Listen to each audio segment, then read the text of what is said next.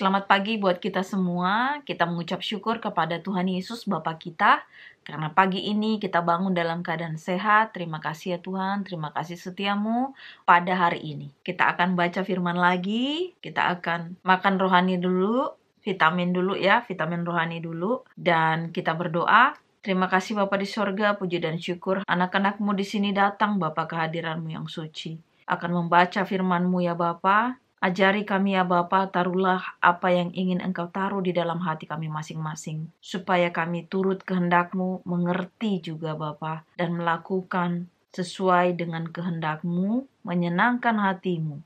Dan biarlah Bapa Engkau menghapuskan dosa kami Bapa yang begitu banyak, supaya kami layak untuk datang ke hadiran-Mu yang suci. Sempurnakan doa kami ya Bapa, kami berdoa di dalam nama Tuhan Yesus, Juru Selamat dan Penebus kami. Amin. Jadi aku sekarang nggak usah ulang lagi di video yang lalu karena biar video-videonya juga nggak panjang-panjang. Aku baca aja judulnya, jadi kalian bisa nonton ya di video sebelumnya.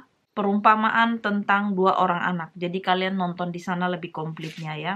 Sekarang kita akan lanjutkan di ayat sekarang ini ada di 3 kitab. Matius, Markus, dan Lukas. Jadi aku hanya baca yang di Lukas saja. Ayatnya Matius 21 ayat 33 sampai 46. Kemudian Markus 12 ayat 1 sampai 12. Lukas 20 ayat 9 sampai 19. Judulnya sama ya. Perumpamaan tentang penggarap-penggarap kebun anggur. Lalu Yesus mengatakan perumpamaan ini kepada orang banyak. Seorang membuka kebun anggur, kemudian ia menyewakannya kepada penggarap-penggarap lalu berangkat ke negeri lain untuk waktu yang agak lama. Dan ketika sudah tiba musimnya, ia menyuruh seorang hamba kepada penggarap-penggarap itu, supaya mereka menyerahkan sebagian dari hasil kebun anggur itu kepadanya. Tetapi penggarap-penggarap itu memukul hamba itu, dan menyuruhnya pulang dengan tangan hampa. Sesudah itu ia menyuruh seorang hamba yang lain, tetapi hamba itu juga dipukul dan dipermalukan oleh mereka, lalu disuruh pulang dengan tangan hampa. Selanjutnya ia menyuruh hamba yang ketiga, tetapi orang itu juga dilukai oleh mereka, lalu dilemparkan keluar kebun itu. Maka kata tuan kebun anggur itu, "Apakah yang harus kuperbuat? Aku akan menyuruh anakku yang kekasih, tentu ia mereka segani." Tetapi ketika penggarap-penggarap itu melihat anaknya itu, mereka berunding. Katanya, "Ia adalah ahli waris. Mari kita bunuh dia, supaya warisan ini menjadi milik kita." Lalu mereka melemparkan dia keluar kebun anggur itu dan membunuhnya. Sekarang, apa yang akan dilakukan oleh tuan kebun anggur itu dengan mereka? Ia akan datang dan membinasakan penggarap-penggarap itu dan mempercayakan kebun anggur itu kepada orang-orang lain. Mendengar itu, mereka berkata, "Sekali-kali jangan." Tetapi Yesus memandang mereka dan berkata, "Jika demikian, apakah arti nas ini? Batu yang dibuang oleh tukang-tukang bangunan telah menjadi batu penjuru. Barang siapa jatuh ke atas batu itu, ia akan hancur. Dan barang siapa ditimpa batu itu, ia akan remuk." Lalu ahli-ahli Taurat dan imam-imam kepala berusaha menangkap dia pada saat itu juga. Sebab mereka tahu bahwa merekalah yang dimaksudkannya dengan perumpamaan itu, tetapi mereka takut kepada orang banyak. Seperti kebun anggur itu dibuat di sini sudah diperlengkapi semuanya. Ada menara, ada lubang tempat pemerasan anggur. Artinya Tuhan sudah memilih bangsa Israel. Dia sudah kasih hukum Taurat ya.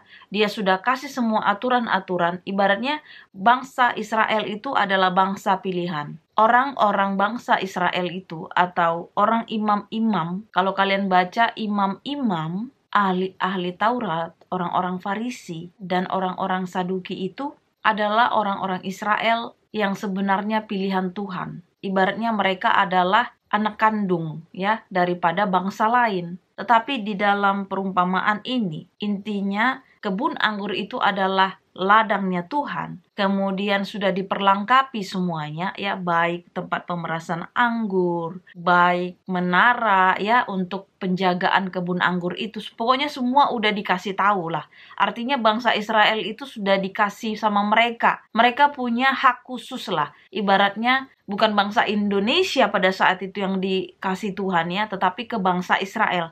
Nah, bangsa Israel ini yang bekerja di situ. Artinya si orang-orang Farisi ini, ahli-ahli Taurat inilah yang belajar tentang itu, diajarkan kepada bangsa lain. Tetapi pada faktanya, waktu Tuhan mengirimkan semua nabi-nabinya, artinya pada saat juga nabi-nabi yang dikirimkan Tuhan itu, mereka menolak, ya. Kalau kalian baca kisah bangsa Israel itu, ya, berkali-kali mereka melukai hati Tuhan, menyembah patung, ya. Berkali-kali sudah diperingatkan sama nabi-nabi juga. Berkali-kali mereka bahkan menyembah semua patung-patung yang, ya, ibaratnya yang ada di negara yang mereka datangi. Sebentar mereka balik kepada Tuhan, sebentar balik lagi menyembah patung. Jadi bolak-balik lah, jadi itu aja masalahnya. Dan pada saat terakhir setelah bangsa Israel itu keluar dari tanah Mesir, masuk ke tanah Kanaan, kemudian mereka juga di sana datang untuk tempat tinggal mereka di sana, udah dipilih Tuhan lah. Ibaratnya mereka itu dikatakan Tuhan, kalian akan menempati negara ini atau daerah tanah Kanaan. Dan sampai di sekarang ini masuk ke kedatangan Tuhan Yesus yang pertama kali lahir di dunia ini. Tapi sebelum itu Yohanes Pembaptis juga lahir, yang mereka bersamaan. Nah, Yohanes Pembaptis itu sudah di Alkitab dikatakan, kalian nonton aja semua di video aku. Yohanes itu sudah menunjukkan jalan lurus. Itu Yohanes, ya. Ibaratnya dia membuka jalan itu kepada Yesus, ya. Tetapi mereka tidak mengikutinya atau tidak percaya kepada Yohanes. Nah, Tuhan Yesus jelas-jelas di sini sudah dikatakan, akulah jalan kebenaran dan hidup. Itu sudah pengakuannya Tuhan Yesus. Nah, Yohanes di sini dikatakan adalah membuka atau menunjukkan jalan itu. Jadi dia seperti membaptis dan tujuannya adalah kepada Yesus itu sendiri. Dan kalau kalian ingat di videoku yang lalu itu, Tuhan Yesus juga sudah menjelaskan di situ, ya, bagaimana Yohanes yang katanya dia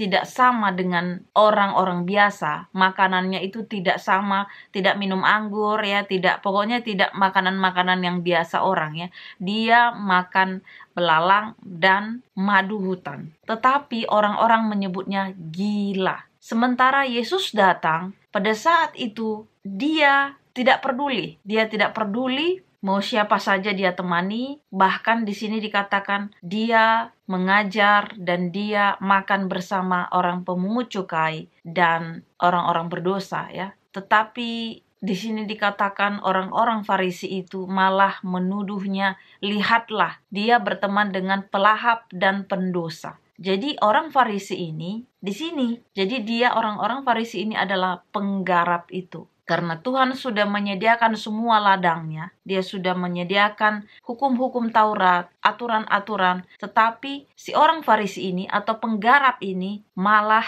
tidak melakukan apa yang seharusnya mereka harus lakukan. Terbukti pada saat si anggur-anggur ini, ya, anggur yang sudah ditanam itu pada saat mau penuaian, si Tuhan ini atau Tuhan Yesus dilambangkan datang untuk ibaratnya meminta hasilnya bagaimana. Tetapi berkali-kali setiap hamba-hamba yang dikirimkan mereka tolak, bahkan mereka bunuh, bahkan mereka lakukan hal yang jahat.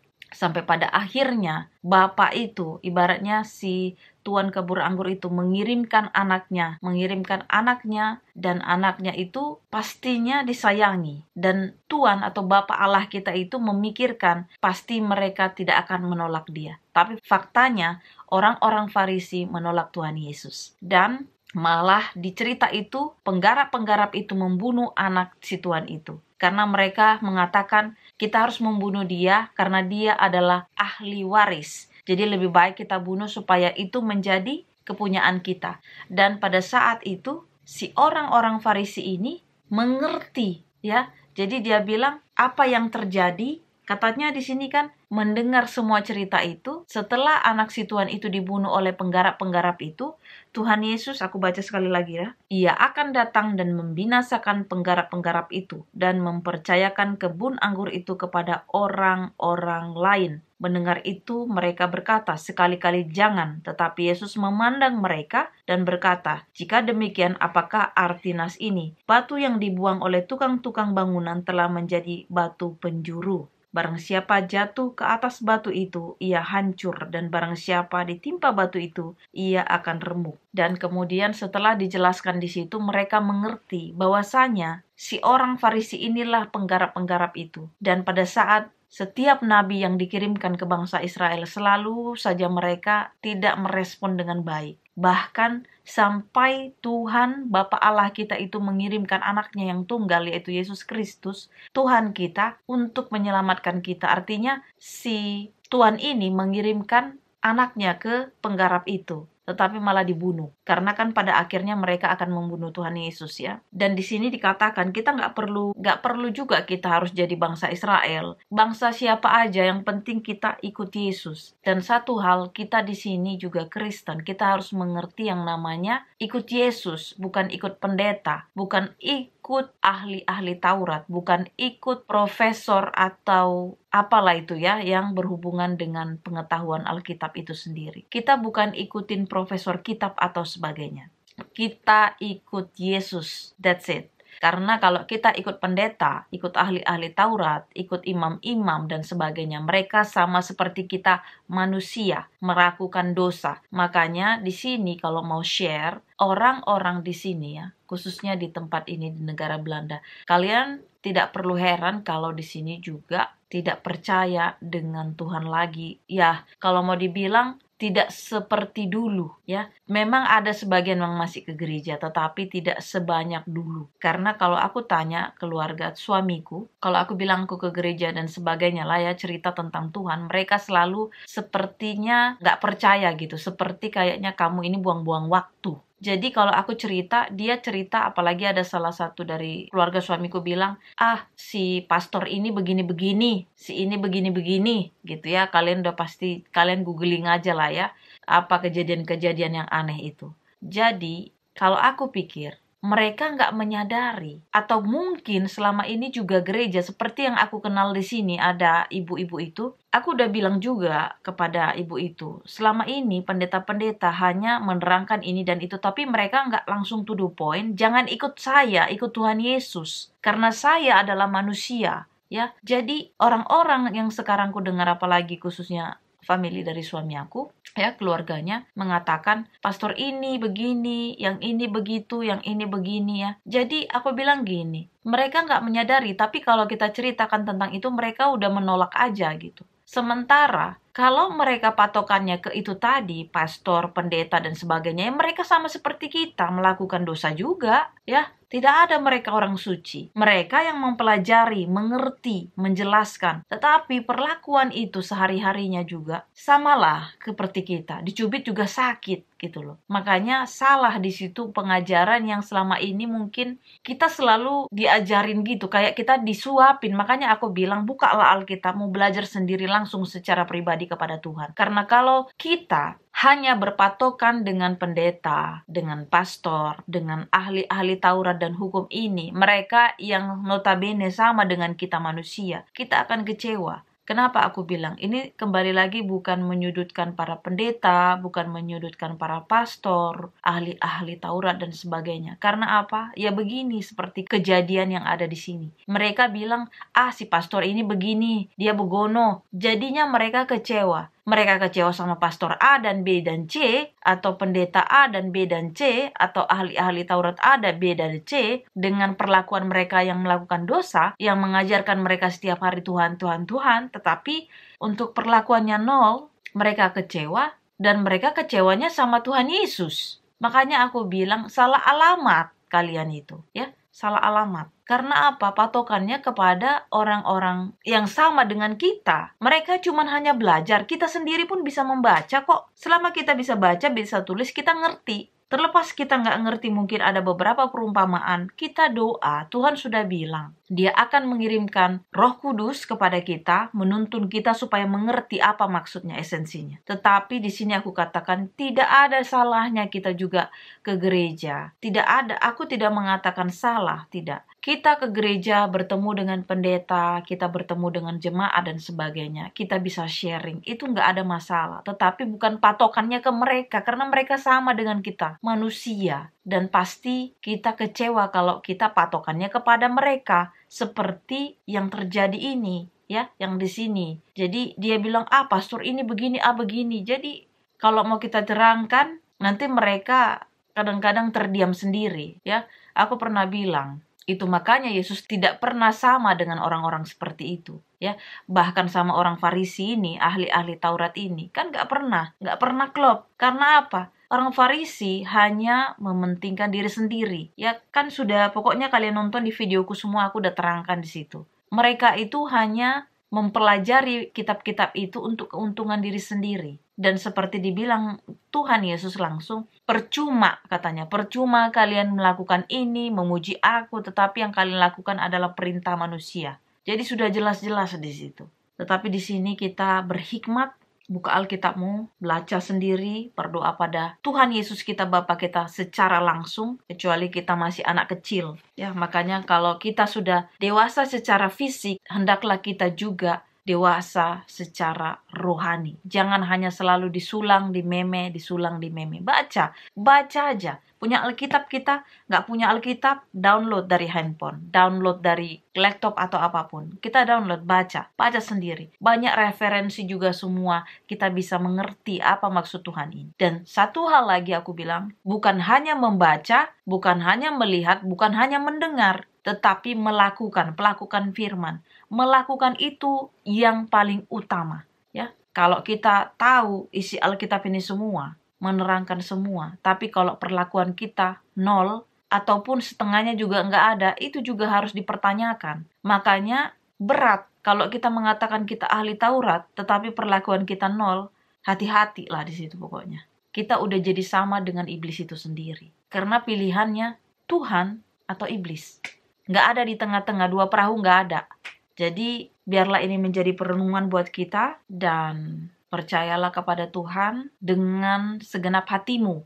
Jangan bergantung kepada pengertianmu sendiri. Kita berdoa. Bapa di sorga, terima kasih untuk firman-Mu ya Bapa, menguatkan iman percaya kami. Terima kasih Bapa, Engkau baik. Engkau sungguh baik kepada kami orang berdosa ini. Bapa, Engkau tidak pernah bosan-bosannya Bapa untuk menegur kami, mengajari kami, supaya kami tidak binasa, supaya kami mendapat hidup yang kekal bersama-Mu nantinya. Bapa di sorga, anak-Mu di sini mendengar musibah di negara kami ya Bapa, di Indonesia, di Malang, bagaimana gempa bumi, kemudian di NTT juga banjir bandang. Bapa, di sini anak-anak-Mu berdoa supaya Engkau berikan ya Bapa yang terbaik buat mereka, supaya bantuan-bantuan juga dapat meringankan beban mereka. Bapa di sorga, anak-Mu di sini berdoa untuk negara Indonesia supaya Engkau jauhkan Bapa segala bencana ataupun mahara bahaya atau apapun Bapa. Engkau lindungi negara kami, negara Indonesia. Engkau berkati Bapa orang-orangnya Bapa, buka Bapa hati mereka masing-masing supaya mengenal siapa Engkau, supaya negara Indonesia diberkati dan sampai kedatangan yang kedua kali, dan negara Indonesia menjadi lebih baik, lebih maju, dan orang-orangnya pun menjadi orang yang berpikiran yang baik, menjadi orang yang selalu menolong dengan sesamanya. Bapa di sorga, terima kasih untuk semua Bapa, berkat-berkat-Mu pada hari ini juga. Anak-Mu berdoa Bapa untuk orang-orang yang sedang dalam pergumulan masalah, kiranya Engkau turut campur tangan menyelesaikan masalah. Yang sedang mencari pekerjaan ya Tuhan, Engkau juga turut campur tangan untuk memberikan pekerjaan. Dan masalah-masalah yang mereka punya atau penyakit yang mereka derita, Engkau sembuhkan. Engkau adalah Tuhan di atas segala Tuhan, Raja di atas segala Raja, Tabib di atas segala tabib. Kiranya kasih setia-Mu menaungi kami, melingkupi kami. Hapuskan segala dosa dan pelanggaran kami. Kami berdoa di dalam nama Tuhan Yesus, Juru Selamat dan Penebus kami yang hidup. Amin. Terima kasih sudah menonton video ini. Tuhan Yesus memberkati kita. Amin.